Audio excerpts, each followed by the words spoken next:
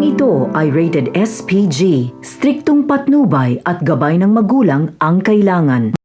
Habang nagsasalita nga si Bubbles tungkol kay Mokang, ay napansin ni Tanggol na parang balisa itong si Beng na siya ngang si Olga.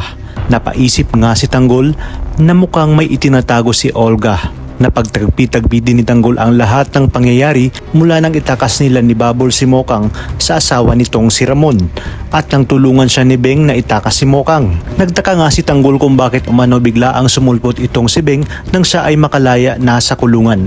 Kaya naman malakas ang kutob ni Tanggol na may ibang plano itong si Olga at nararamdaman niya umano na may masamang balak ito para sa kanya. Tinanong nga ni Tanggol kay Bubbles ang tungkol kay Mokang, ngunit mapapansin nga kay Olga na hindi ito komportable sa tuwing mapag-uusapan si Mokang, kaya pilit inililihis ni Olga ang usapan. Dito mas lalong lumakas ang hinala ni Tanggol na may itinatago si Olga at ito umano ang kanyang aalamin dahil biglaan din itong pumasok sa kanyang pamilya dahil sumulpot din nga ito nang siya ay makulong at nagpresenta pa na magbigay ng abogado. Tinanong din ni Tanggol si Bubbles kung nakita ba nito ang babaeng bumaril kay Mokang.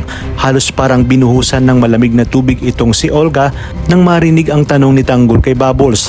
Ngunit iginit ni Bubbles na hindi niya nakita ang mukha ng bumaril kay Mokang dahil ito ay nakatalikod. Ngunit sigurado umano siya na hindi ang asawa ni Mokang ang bumaril dito.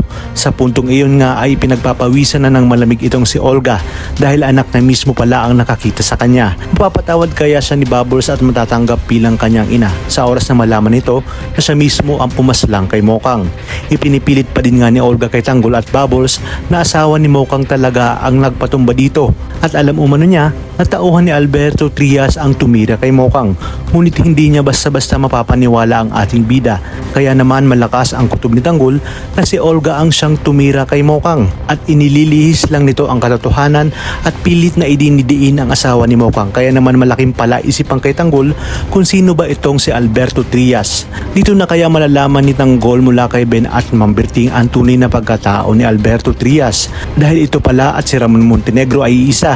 Ano kayang gagawin ni Tanggol sa oras na malaman niya na ito rin pala ang kanyang tunay na ama, kung saan naghihiganti nga itong si Olga sa pagkamatay ng kanyang anak na si Greg. Talagang masalimuot ang mga susunod na revelasyon na ating matutuklasan.